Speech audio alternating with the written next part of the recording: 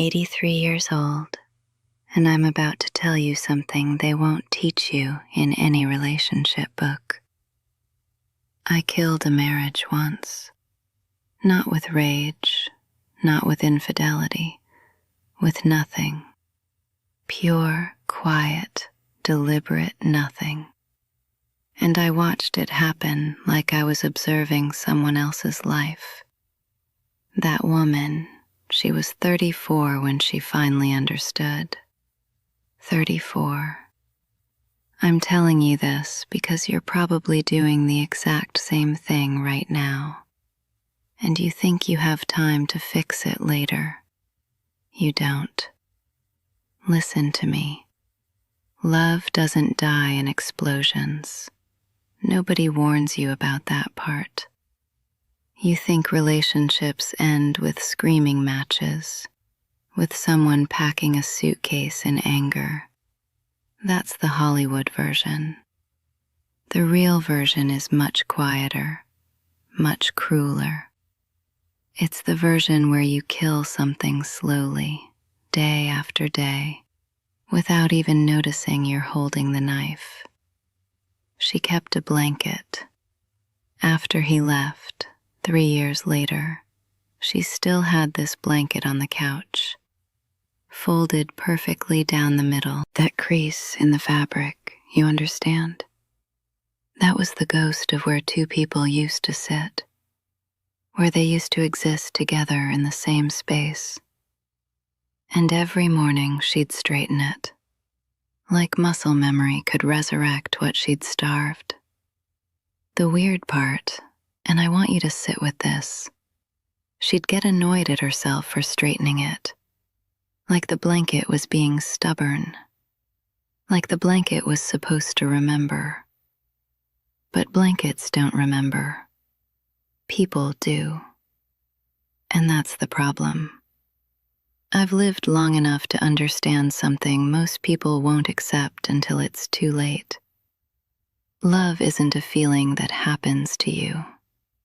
It's not something you fall into and expect to stay put like gravity. That's the lie. That's the false belief that destroys everything. She believed it.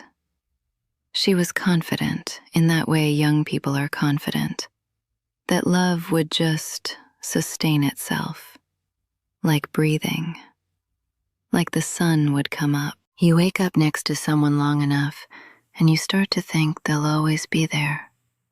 You think the feeling will always be there.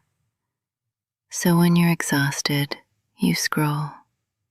When he asks about your day, you give one-word answers. Tired, busy, fine, just fine. And here's the ironic part that'll make you uncomfortable. She'd get annoyed when he stopped asking. Can you feel how twisted that is?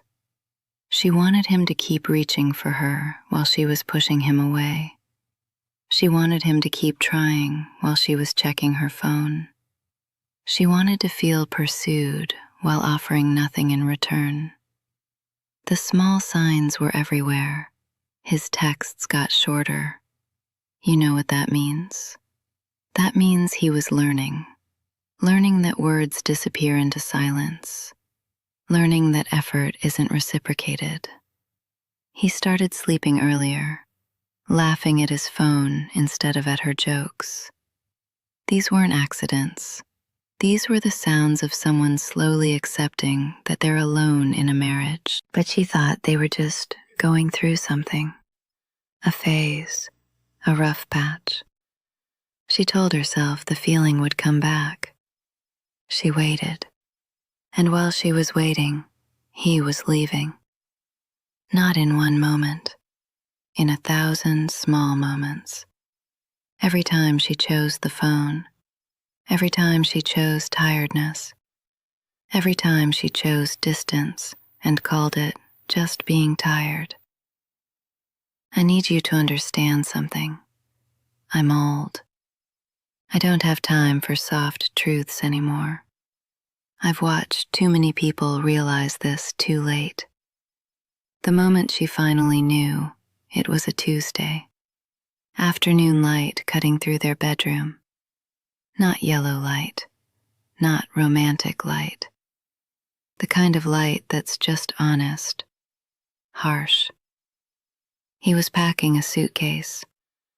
Not angrily, not dramatically, just methodically. Shirt after shirt. Fold, stack, move on to the next one. She stood there, frozen, and she smelled the detergent. The detergent they'd bought together months before. The kind of small detail that breaks you in half when you're standing in the wreckage. He didn't yell. He didn't cry. He just said, very quietly, "I don't think you even like me anymore." And she couldn't argue. She couldn't defend herself. Because when was the last time she'd chosen him over her phone? When was the last time she'd reached across that blanket? She couldn't remember. That's the moment regret hits. Not when someone leaves in anger, but when they leave in clarity. When they leave because they've finally accepted what you've been telling them through silence. She didn't feel sad that he was leaving. She felt something worse. She felt right. Like he was finally doing what she'd been slowly pushing him to do for years. After that, she sat alone on the couch. Still has that blanket. One side creased from years of his weight. The other side smooth and cold. Every morning she straightens it. Habit, ghost muscle. The body remembering what the mind is trying to forget. And here's the cruelty of it. She finally had all the time and energy she thought she was too tired to give. Finally had space to text him, to talk to him, to reach across that blanket. But he wasn't there anymore. The silence was no longer just emotional. It was physical. It was actual. The apartment hummed. The refrigerator was louder now. Every sound was louder because there was no human noise underneath it. Sometimes she'd reach to text him about something stupid. A song, a memory, a joke he would have laughed at. Then she'd remember. He's gone. Love didn't vanish in one moment. That's what I need you to understand. It's starved, in 1,000 small ones. Now let me talk to you directly, because I don't have time for indirectness anymore. You're doing this right now. Not maybe, right now. You're sitting next to someone, maybe on a couch like that one, and you're feeling alone. You're telling yourself you're just tired. You're telling yourself they understand. They don't. They're waiting. I'm telling you this as someone who's seen it happen 100 times over 83 years. They're waiting, and one day, they'll stop. The brutal truth, the one that won't comfort you, but might save you. Love isn't what you feel. Love is what you choose to do when you don't feel like it. It's the text at 11 p.m. when you're exhausted. It's the conversation you don't want to have. It's reaching across the blanket when it's infinitely easier to turn away. It's choosing someone in the moment when no one's watching, and no one would know if you didn't. You still have time. I'm telling you this because you probably do. But listen carefully. Stop waiting for the feeling to come back. Stop thinking that one day you'll suddenly feel like being present, and then you'll do it. That day doesn't come. It never comes.